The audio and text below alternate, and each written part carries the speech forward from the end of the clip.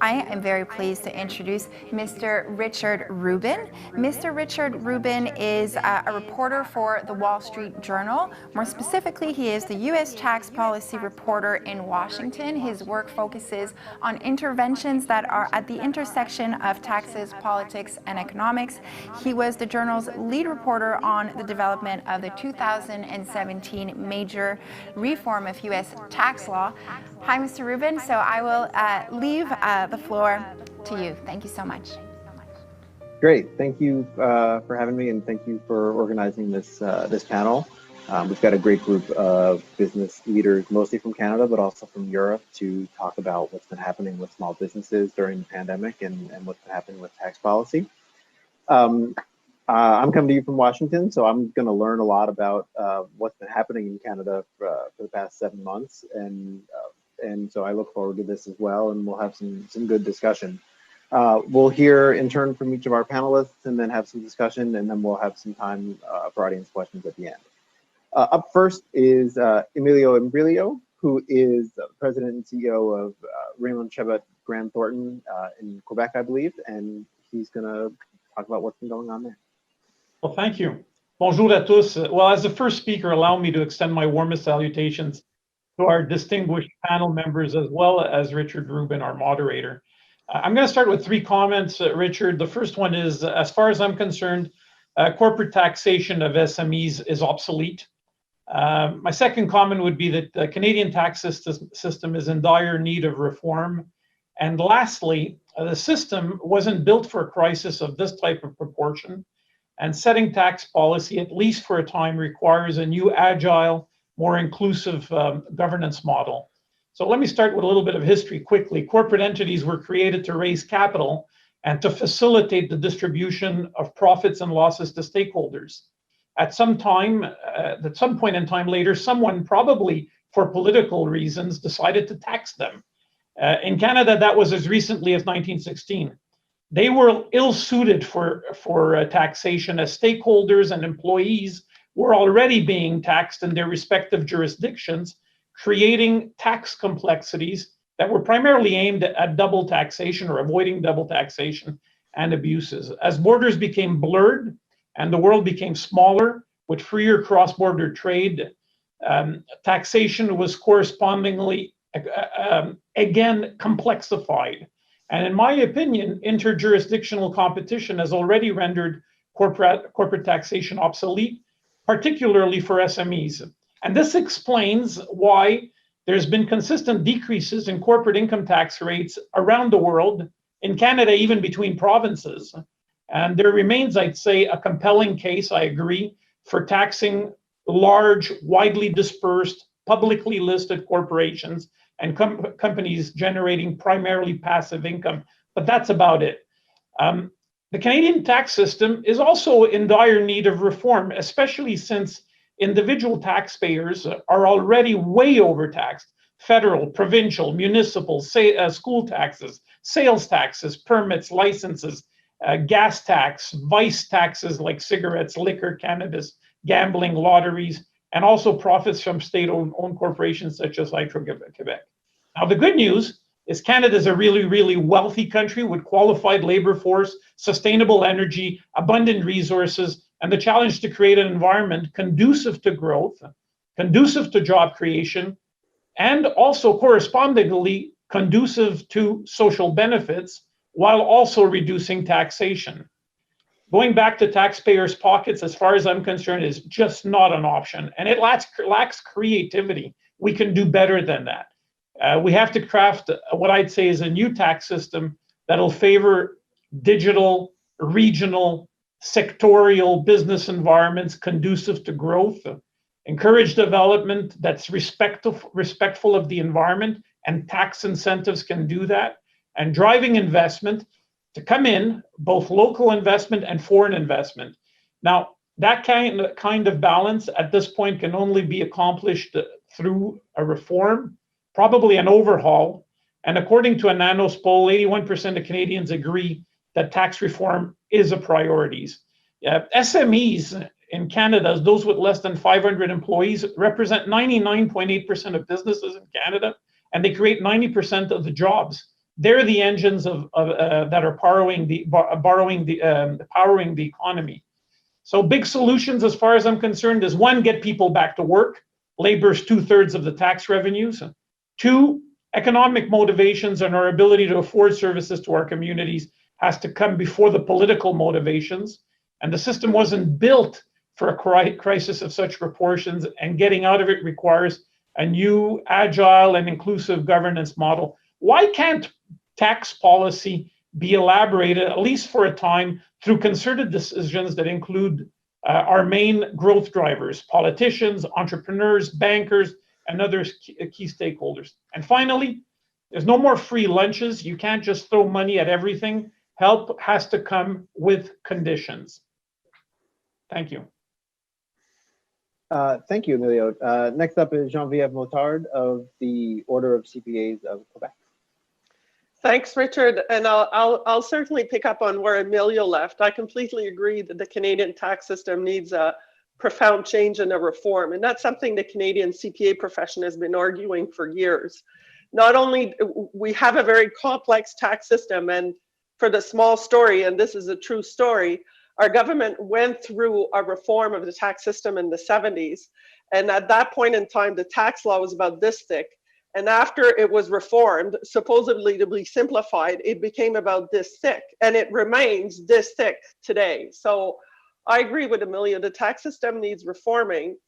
And not only does it need reforming, but it also needs a mechanism to ensure that, you know, when credits, policies are developed, that they're actually used in work. So you'd be surprised to know that the Quebec government doesn't de facto do a look back and say, we've put all these measures in place, we've developed all of these credits, developed all of these programs. Were they actually used by those who should have used them? And if they were they effective in reaching the objectives? So policy and I'll say credits or grants are developed one layer over another layer over another layer over another layer, which adds an incredible amount of complexity. And Nicolas, as a small business, I'm sure we'll be able to talk about that today. But after that, once all said and done, should we not looking back and saying, did the policy work? Did the people who should have prevailed themselves from those credits actually use them? Emilio pointed out, SMEs is, you know, 85 to 90% of the workforce. It's actually half of the Canadian GDP as well. And our profession has been in the middle of it all. So we're well placed to be able to witness what this pandemic has done to the system, obviously, but how we've been able to help small organizations navigate the many, many different programs that the government's put in place. You know, some of our CPAs has had to help their businesses rethink their business model. Some of them have to help them survive, and some of them actually had to help them file for bankruptcy. So it's been a tough time for everyone.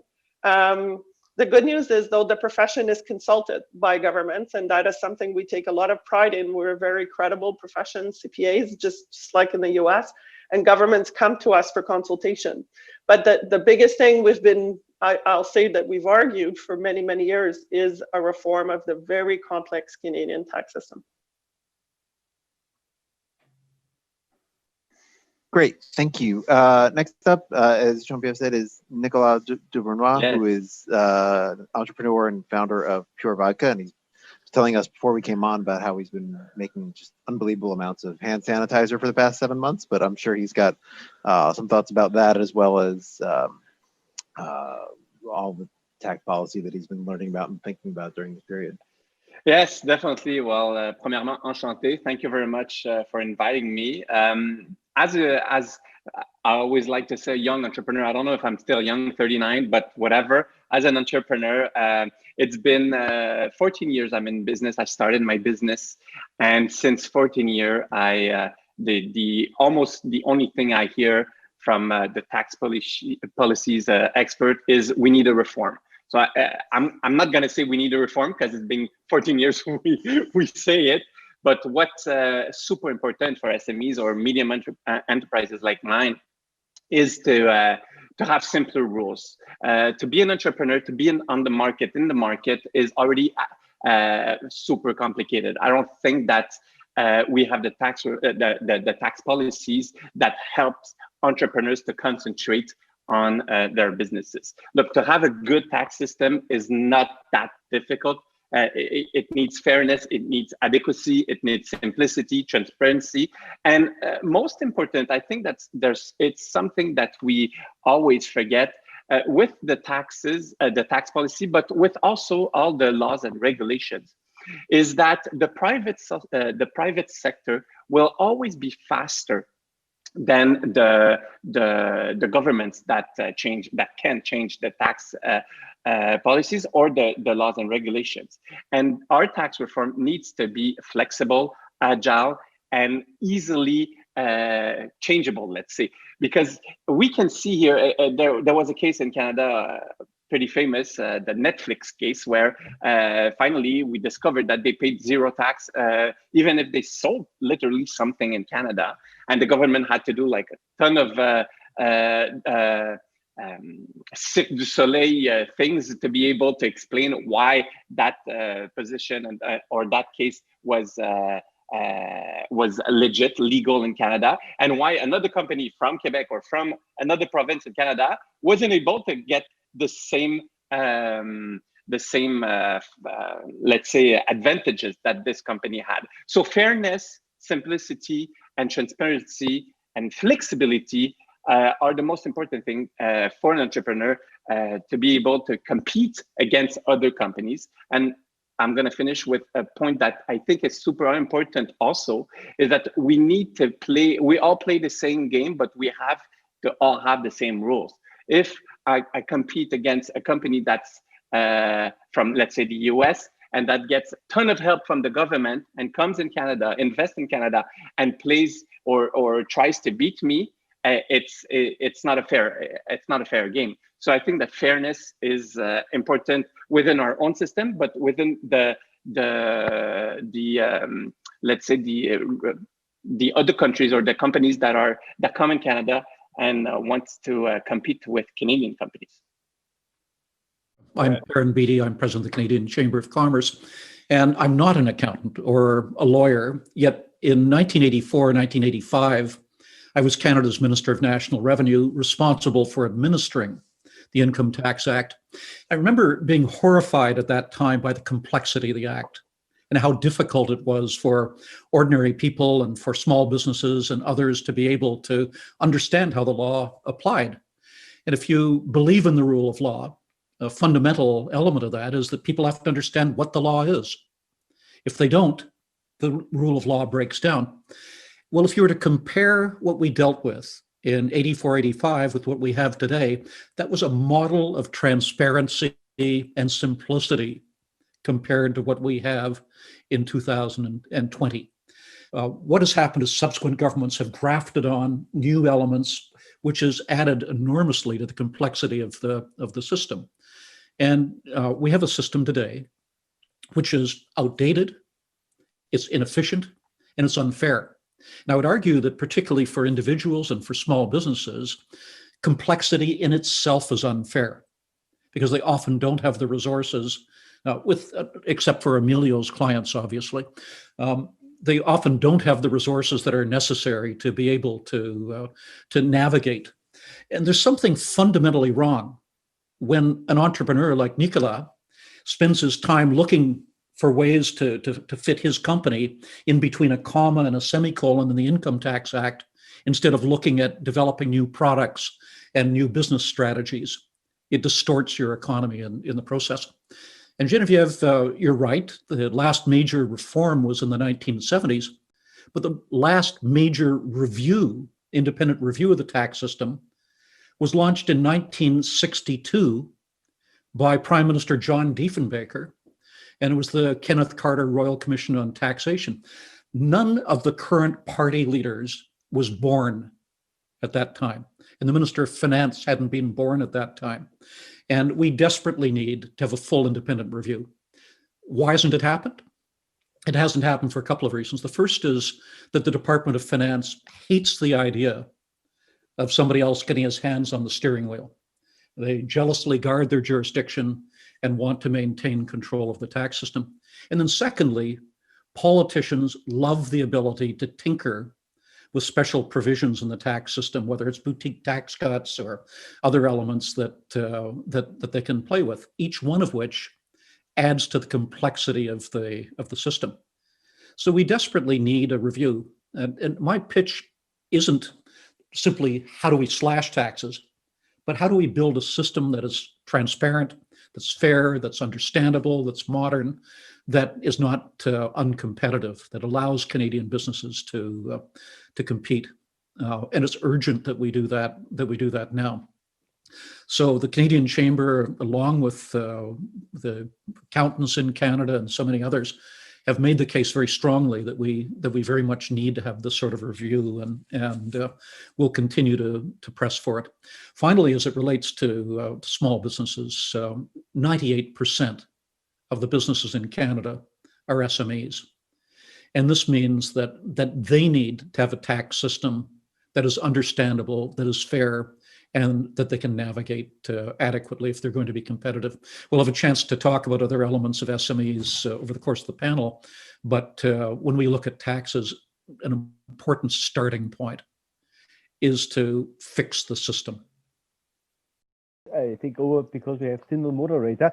I'm Gerhard Huemer from Brussels in Europe, representing SMEunited, the European Association of SMEs. And we have a similar structure on SMEs like in Canada. 99% of our companies are SMEs. Our tax systems are not less complicated than the tax system in Canada. Unfortunately, we have 27 of them. Also, they multiplies the problems we see very often in our discussions, especially within the internal market of the European Union.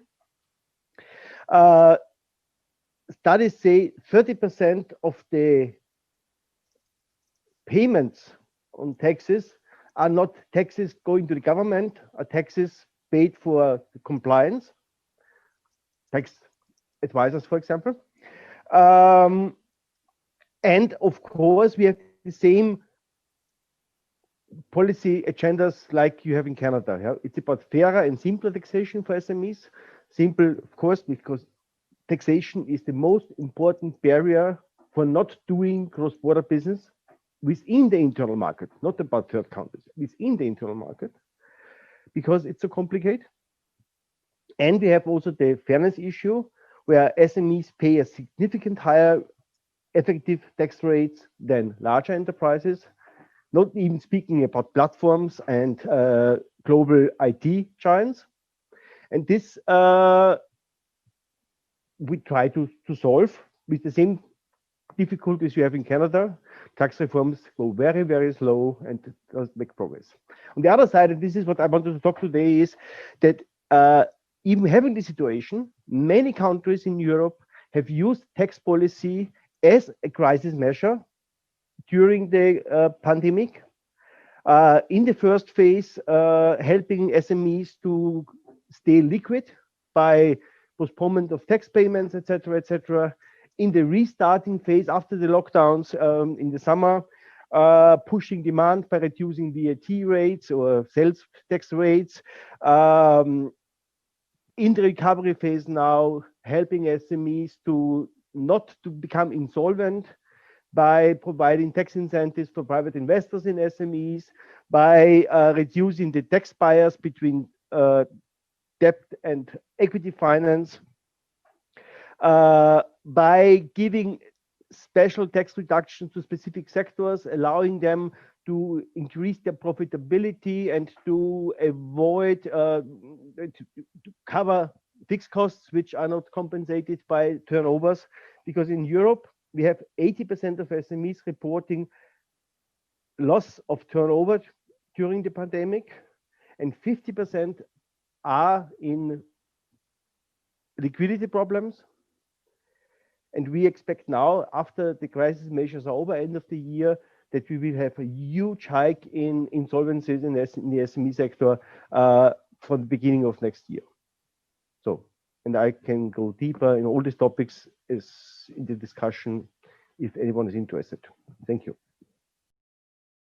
I was struck by several of you talking about sort of long pent up discussion of tax reform or some sort of simplification happening in Canada. So I was curious if anyone wanted to offer some thoughts on why that hasn't happened and sort of what the barriers have been, and whether you see prospects of that kind of any sort of change happening as a result of the past 7 months that we've been through. I think that we definitely need to take the politics out of the reform. Our politicians play too much around politics and not around being good administrators for our country, i.e. also our tax policies. And second of all, I think that we're always in election mode. So we don't take the time to reflect and do something with a strong base and work from both sides of the aisle to create a real tax policy that reflects the world that we live in. So it's always quick, it's always politics, it's always a bit of lobby, and then they're out there on the campaign trail doing politics. Richard, as the ex-politician here, maybe I can add a couple of words to this as well. It doesn't change because the politicians don't want it to change, and because the Department of Finance doesn't want it to change. The Department of Finance jealously guards its jurisdiction over tax policy.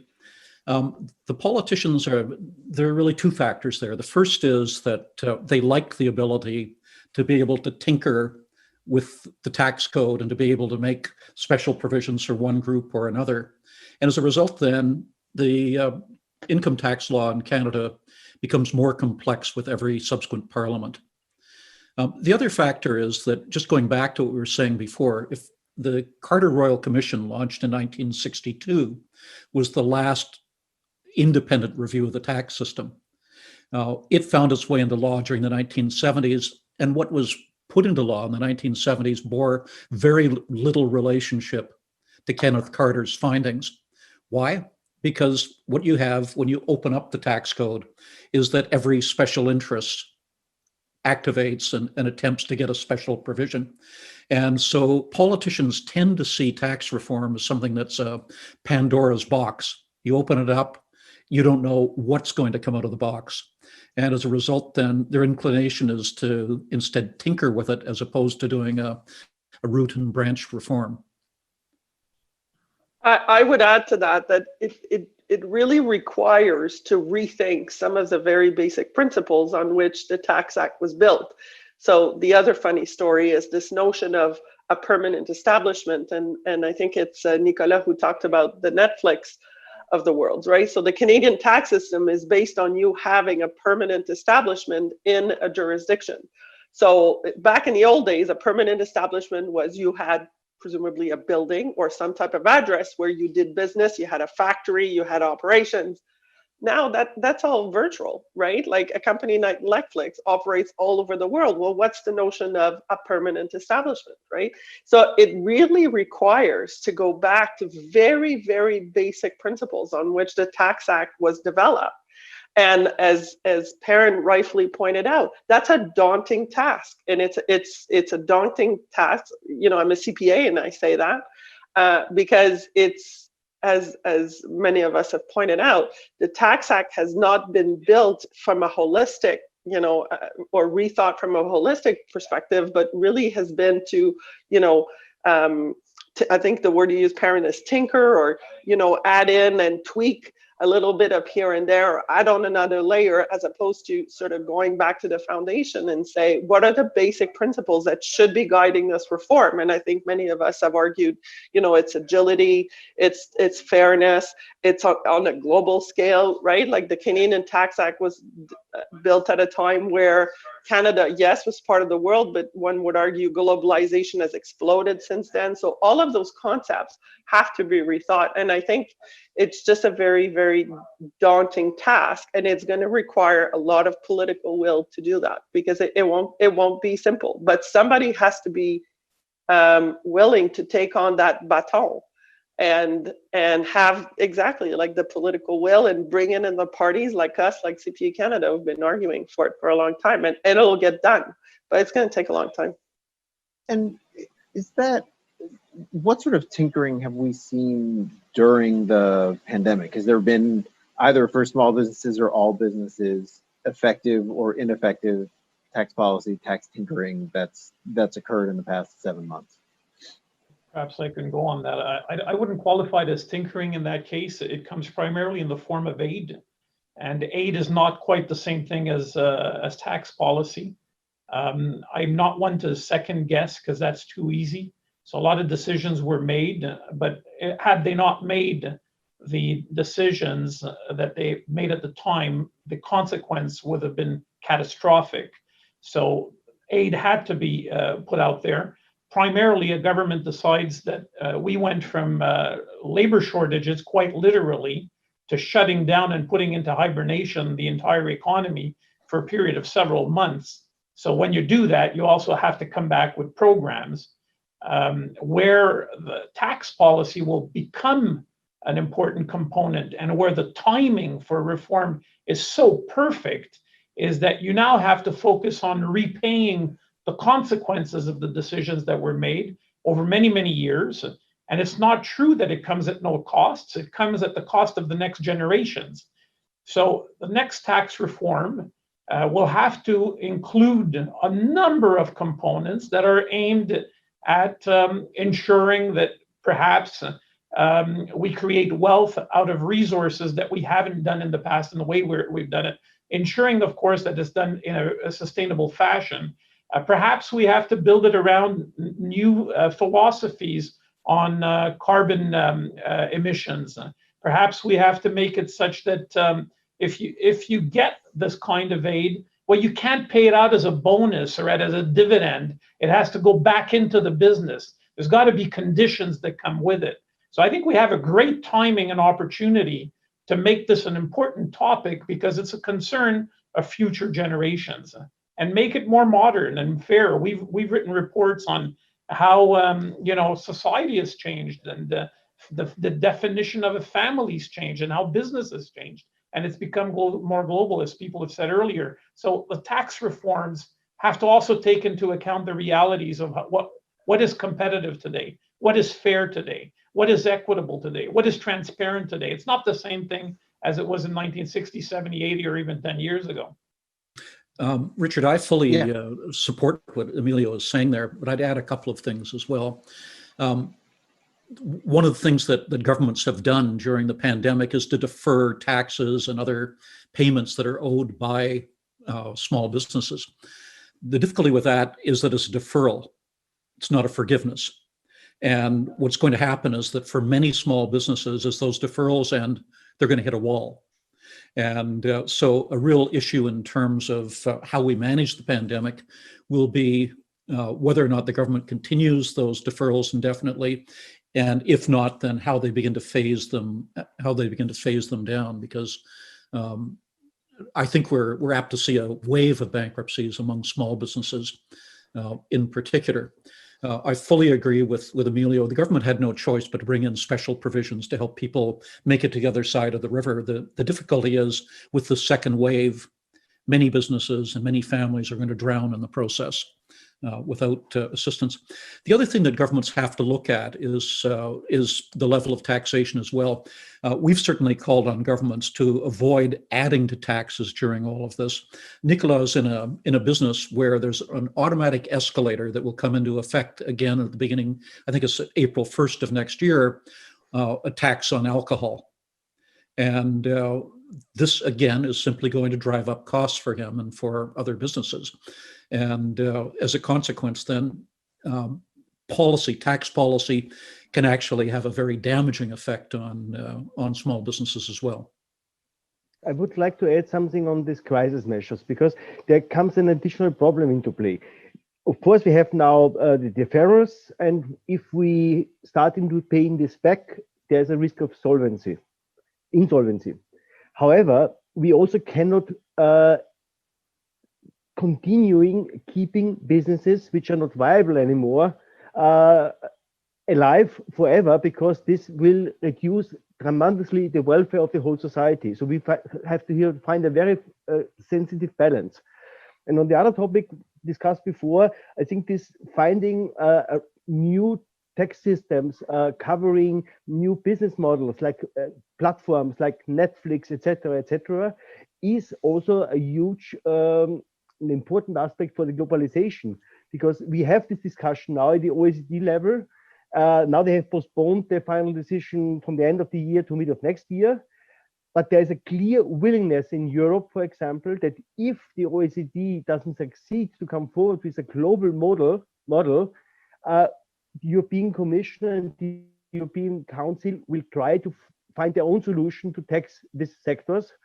And if this is not a global model, then we will create new barriers for the globalization, and this can, in the worst case, lead to trade conflicts, etc., or multi-blasted trade conflict already exists.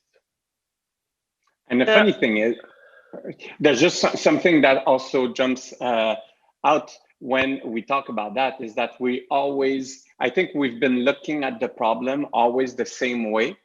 So if we want to literally revolutionize the tax reform, and we still look at it the same way, but just with a new digital reality in which we live in, we're going to do the same mistake and just push the snow a bit further. I think that now that everybody's been looking, let's say, on the right for the past 50 years, let's maybe look on the left. And maybe one problem is that governments, the only money they can get almost is via the taxes. So maybe that's maybe the problem is bigger than that. Maybe we have to look at how can a government fund itself and offer everything that he has to offer to the general public before attacking just the tax reform. Because I think we're just scratching the surface if we just take the paperwork, let's say.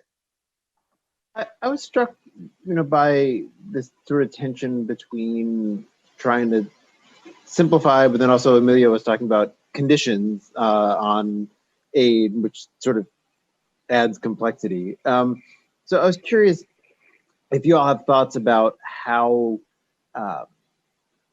either immediate aid to respond to the recession of the pandemic or the sort of broader reforms you're talking about should be different for large versus small and medium-sized businesses.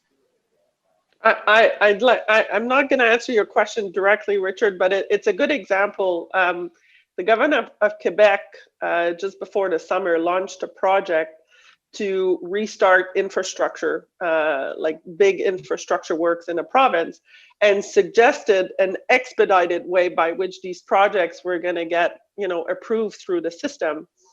And so one would think that was, I'll say, smart thinking. We need to get people back to work. We need to get the province, working and spending money again. The economy needs to restart, because what was interesting is for every month that the economy was shut down, the amount of time it was going to take to get it back to where we were was exponential. So 1 month maybe was 1 year, 2 months was 3 years, and then 3 months was 6 years. So I might have my numbers wrong, but you get the picture. Every additional month was an exponential sort of pushback as to where we were. So when the government, who's a CPA, by the way, our premier is a CPA, it's full of accountants in government, so that makes me a happy camper. But at the same time, when the government proposed to have some expedited process to approve our infrastructure projects, they faced very, very strong opposition in people saying, well, that's not good governance, and you can't skip the steps in doing it right. And so now they've so that was put on hold, obviously, because it wasn't going to get through. And now a new version, I'll say a new and improved version of that bill has came up, which took out, I'll say, some of the more controversial aspects of speed, sort of speed dating the projects through the approval process. So it's tough for our governments, because I do think they have a role to play for sure. And I agree with my co-panelists here, governments did have to step in, because otherwise, I think we're facing very, very dire economic reality.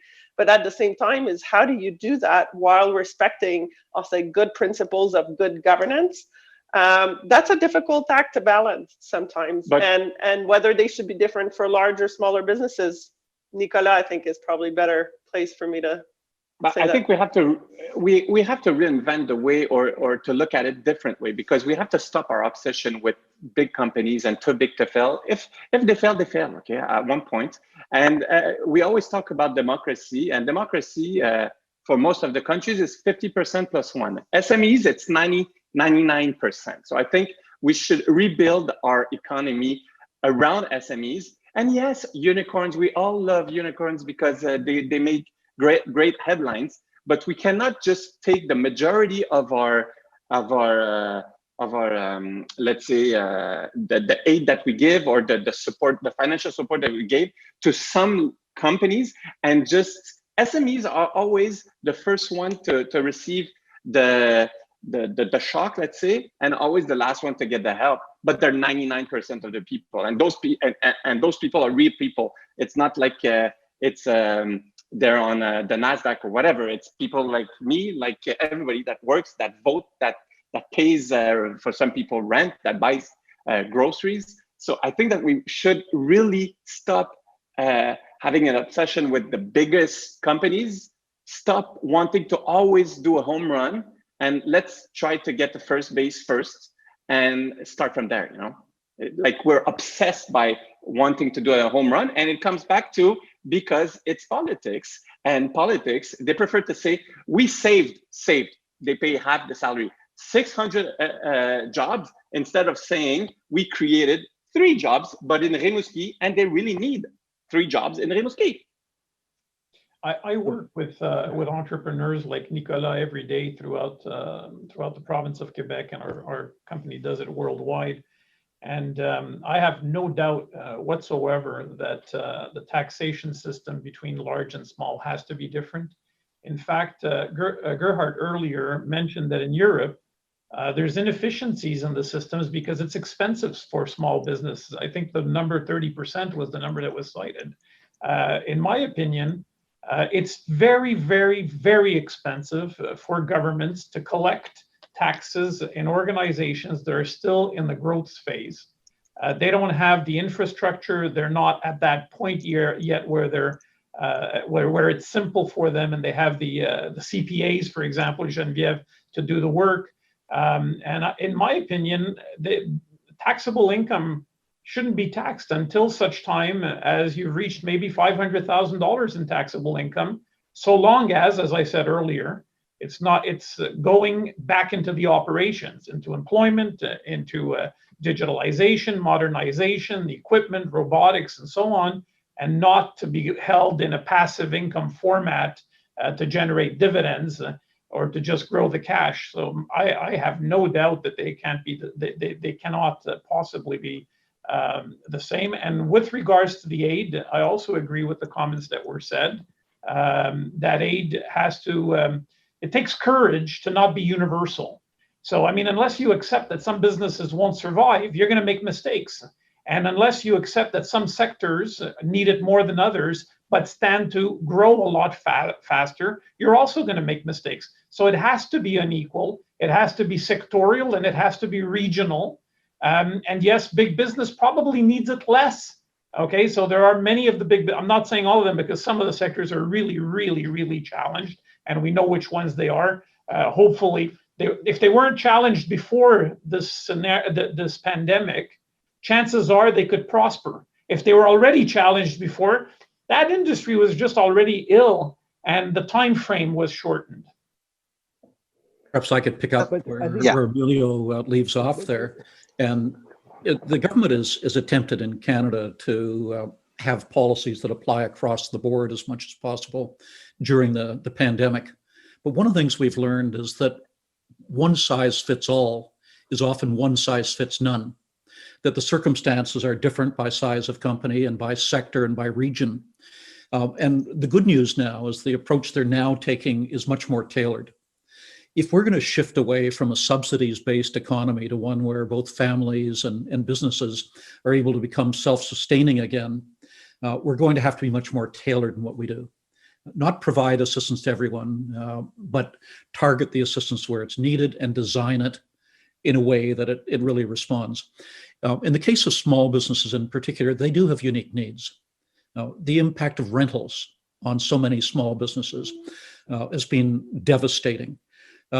The lack of access to capital, the fact that businesses simply didn't have reserves. Small businesses are not sitting on piles of cash, and that means they can't function on a lights out basis indefinitely. So they needed special assistance there. And so we need to tailor what we're doing. I'm very concerned about the restaurant sector in Canada, about hotels, about retailers in general who are being very badly hit. This is no fault of their own. As a result of social distancing and shutdowns, they've had to cope with that, but it's put their very existence in question. They need assistance to be able to make it to the other side. Some other businesses that have done quite well don't need the assistance. So our response needs to be tailored, and we need to recognize the specific needs of specific businesses. Gerhard, can you chime in? Yeah, I'm curious too, as you answer, can you, if there are countries in Europe that do sort of a particularly good job of having a tax system that works for small and medium-sized businesses? Let me stay at the moment of the crisis situation, because I fully agree with Perrin that there has to be very targeted measures for different type of companies and different situations. And we have to be aware that tax policy measures are not helpful and cannot solve all these problems. We have grants, we have guarantees for loans, we have income compensation, we have fixed cost compensation measures, etc., etc. In Europe, of course, we have countries which on the paper do better than others, but many of them could also be on a list of unfair tax competitors. And this is not so easy to channel. And then what's a really important thing for SMEs is, and this was a little bit what Emilio said, in the beginning, an SME to scale up, startup, even more, if they still grow, if they still invest, these are companies which have really high profits to be taxed. Therefore, most of the tax exemptions we see to deduction for research, deduction for investments, etc., are measures which are much more interesting and much more helpful to the incumbents than the new companies which are growing, because they hardly pay corporate taxes. Our problem is not corporate tax. Our problem is much more the VAT in Europe, the problem with certain countries where you have much higher volumes of taxes, which also create, if you do cross-border business, a lot of administrative burdens. And therefore, we have some good examples. For example, in the country where I'm from, small Austria, we had a VAT reduction for restaurants with the communication to the public and to the restaurant owners. Don't forward this reduction to your clients. Keep the money to compensate for your losses, to stay liquid. Or we have schemes for very small self-employed companies. 50% of our SMEs in Europe have no employees. If they have to shut down, they have no income forever, not only for the business cost, but also for the private life. And here you need totally different measures than if you have a huge multinational company or a listed company which have access to capital markets. Of course, you have to differentiate the between very small, medium-sized, and large businesses. But it should be at least fair and not saying we give the money to the big ones because they are too big to fail, and the SMEs should do what they want. For those of you who are talking about reform of the Canadian tax system, I want to sort of go a little bit deeper into exactly what you're talking about. We have an audience question that gets at this. what in the U.S., as we talked about the introduction, like I covered the reform here, and it was very much driven by let's lower the corporate rate, let's lighten the tax load on U.S. companies operating abroad, and let's provide assistance to households broadly. And so with some effort at simplification, or talk of simplification as part of that. So I'm curious if, for those of you who've talked about reform of the Canadian tax system, what should those driving principles be? What are the things that you would really want to come out of any process, and that kind of serve as the guiding, the guideposts really for that effort?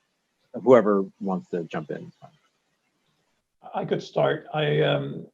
Listening to the other panelists who just spoke, if you took a guy like Nicolas and brought him into the thinking process, and he understands the details of how it affects his business, you would get recommendations with regards to, for example, his inability to get R&D credits because of the gymnastics to qualify for research, and how innovation by using, for example, manufacturing 4.0, robotics, and so on, is more useful to him in reducing his labor costs, competing with China and others, and what he needs to be able to do that.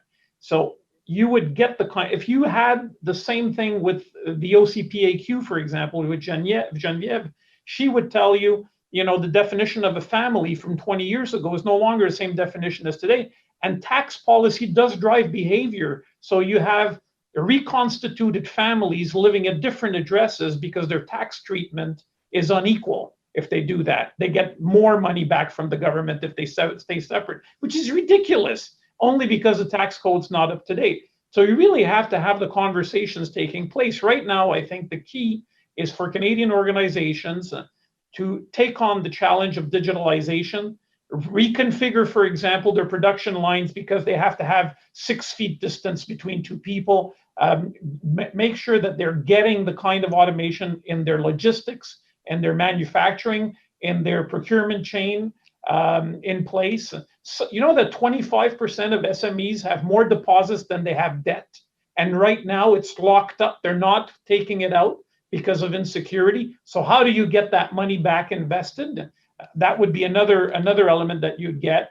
Immigration is an area where we did very successfully in the past, but can you be more selective on your immigration and get foreign direct investment through rich investors coming to Canada because they want to create a business, another SME? You have to have that discussion to take place in order to be able to revamp it. And I'm sure there's much more that you can get. Gerhard touched on a couple of them with regards to specific industries. The example being VAT in Europe. Those are the types of conversations.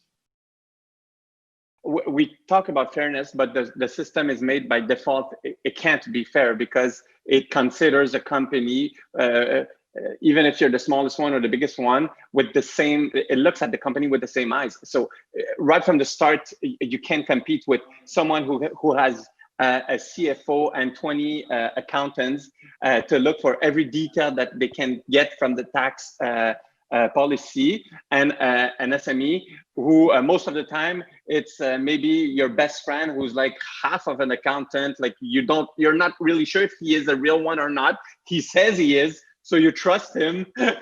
You call me then, Nicolas, and I'll tell you. No, it's not my situation, but small companies, it's like that. They don't have sometimes the cash flow to approach you guys and like real accountants and get the most out of it. So right from the start, it's not fair. You won't ask when one of my kids they run. I don't ask them to run next to Usain Bolt. It's not fair. So it's the same thing. We have to be fair within the tax policy, the new one.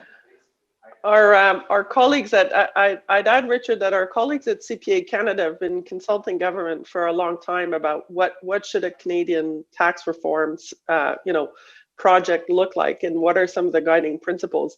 Emilio is quite right. In Quebec, and I'll get to those in a minute, but in Quebec we have the Ordre has gone to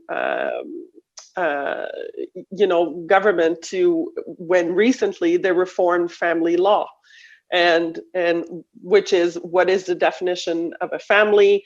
We have the reality of reconstituted families now, and so on and so forth.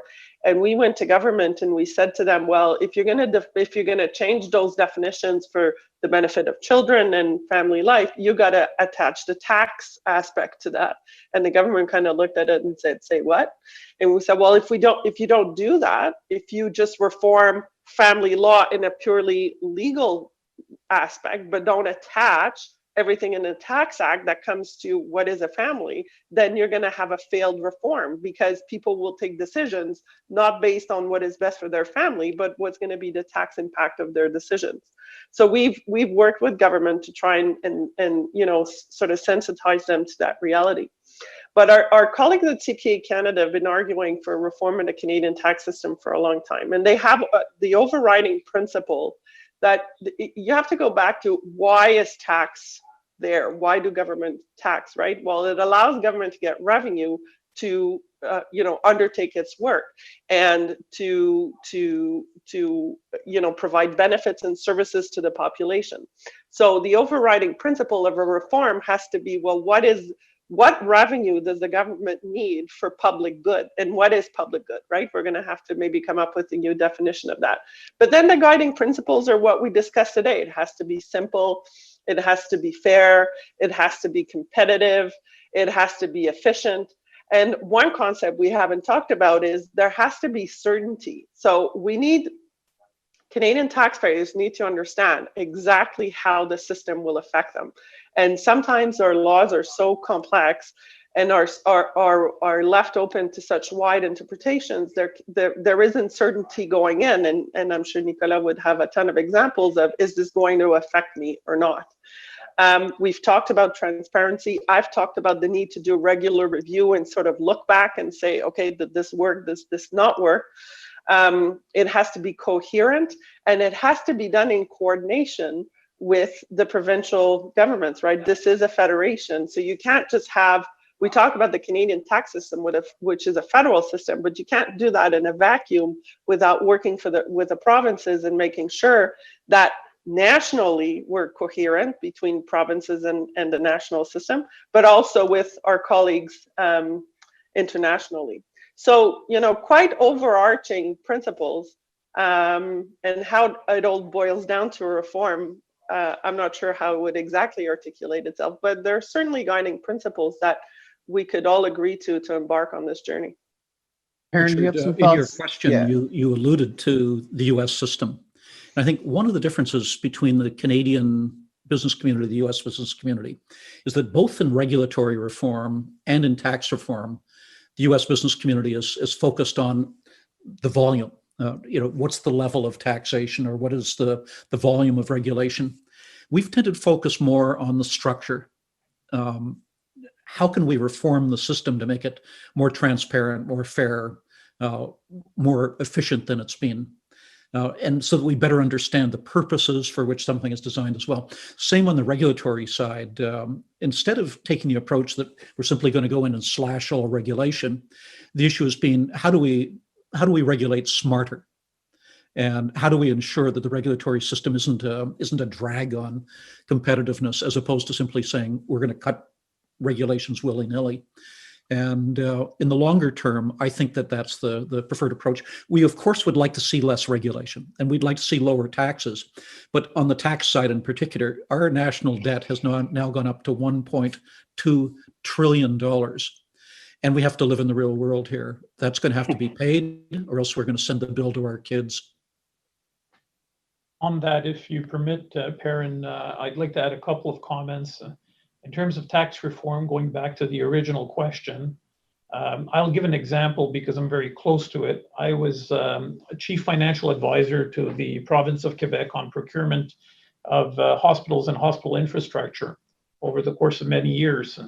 So to govern is to collect money from taxpayers and redistribute it to healthcare, education, roads, and of course also to communities that need it. And that's fine, that's perfect. The fine tuning in the reform also has to go all the way to how do you create wealth. So right now, if I asked anybody, where is the best center for healthcare in the world, the names would come out like Cleveland Clinic or John Hopkins or Mount Sinai or Mayo Clinic. But the truth is that it's right here in our backyard. And the reason that answer doesn't come back, and that the $10 billion that we invested in Montreal on healthcare, is that we didn't spin that into pharma, into biotech, into technological equipment, and create the jobs that go to engineering, the high-paying jobs that are all basically science and engineering and mathematics and technology. That's the part that we need to make sure we always carve an envelope to exploit it, so that when you say we spend 10 billion, it shouldn't be 10 billion, it should be 10 billion 500 million, with 500 million going to creating industry around that cluster. And that should be the same in any new large endeavor. So in the redistribution of wealth, the reform should take into account where is the best prospects for the kind of labor force we have, the intelligence we have, the abundance of resources we have, and so on, to ensure that we create wealth, and that wealth goes back to pay the $1.2 trillion that we will eventually have to pay. Final remarks on this topic. I think creating a fair taxation system is one of the biggest visions and biggest challenges we can imagine, because fairness is seen from different points of view in a different way. For us, we could say, if we don't need tax advisors anymore, then we have a perfect system, because then we can do it alone, because it is so simple. This is, of course, a little bit naive, but this is something what we should have in mind if we simplify it. However, raising enough money to finance the public needs at a national level in an economy which is in a global competition will always lead to imbalances between smaller and larger economies, between stronger and weaker economies, etc., etc. And this unfairness creates the frustration we are discussing, and which may be sometimes corrected by small reforms, doing something here, something there.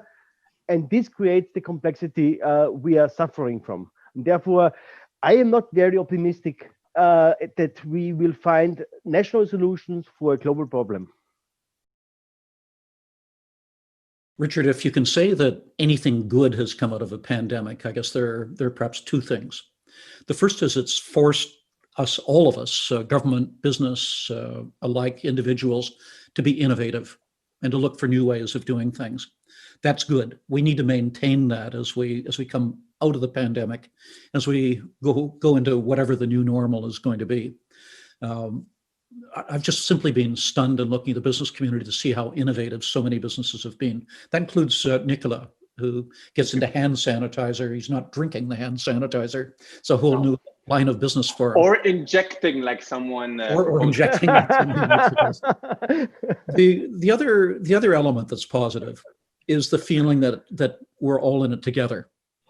The focus on the public good.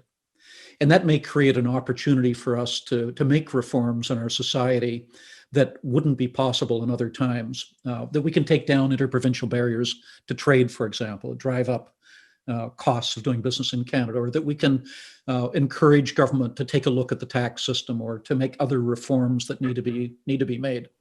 We need, as we come out of this, to continue to focus on the sense that there is such a thing as a common good, and we all have to work together to try to achieve that. Nicolas? Yes, well, actually, I think that this crisis, we have to take it by, to take the advantage of everything changing and crashing around us and build a new world, literally. I see on the business side that literally everything can happen, and you can or just watch everything burn, or just try to be innovative and start something new and innovate and collaborate and take this opportunity to do things differently than to just rebuild as it was. So I really do think that we're entering a new world of opportunities we saw a drastic in Canada switch, let's say, between the old businesses and the new businesses, and not just the digital new businesses, but even me, I produce spirits and it's an old industry, but we're doing it a new way. So I really do think that it's an opportunity that's in front of us. And it's now that we can make some drastic changes that people will accept more easily, because we're in front of an unknown. It's a sanitary crisis. It's not an economic crisis, but unfortunately it touches the economy. So I think it's an amazing opportunity. Look at what happened in Europe after the Second World War.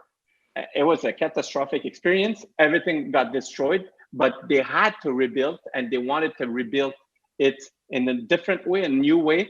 And I think for a good part of the century, they made it an amazing thing. So I think it's our time to reinvent ourselves and be innovative, fair, transparent, and flexible.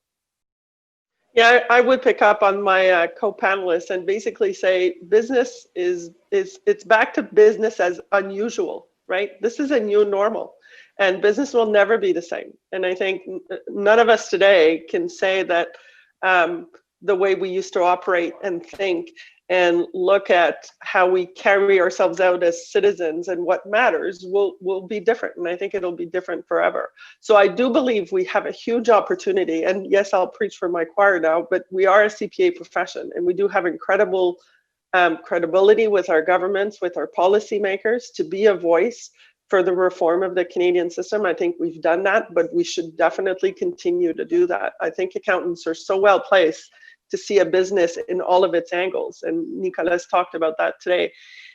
Accountants, I always say accountants have a 360-degree vision of businesses, of how the world works, of politics, because some of our members actually are politicians in Quebec, which I'm proud to say. But so I do think accountants have a huge amount of responsibility to be the voice of a reform, and to be the voice of protection of the public through a reform of the Canadian system. And I pledge to do that with my Canadian colleagues.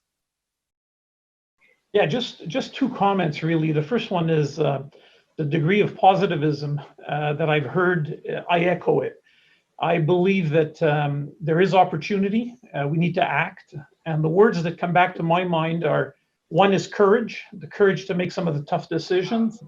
And we've heard them discussed earlier. With regards to SMEs, which was a lot of the talk today, I really think that reduce. So get less taxes out of the SMEs so that they can invest in the right places. They represent a very small proportion of total corporate taxes collected by government.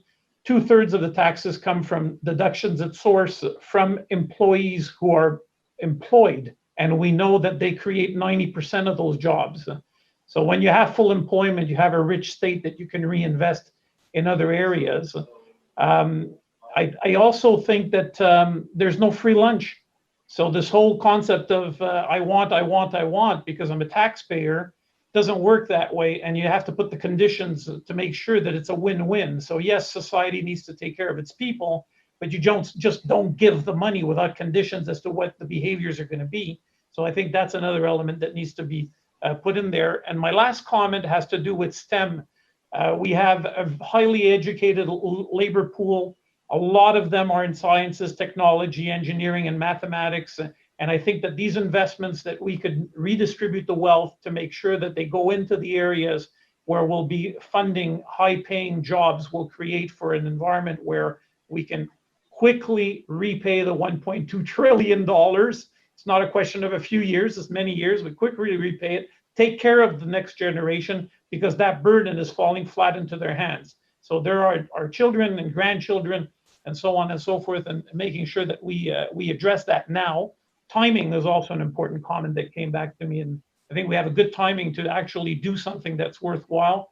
And don't leave it only to the politicians. Make sure that the entrepreneurs, the bankers, and everyone else, all the stakeholders, are involved to make sure that that really gets done.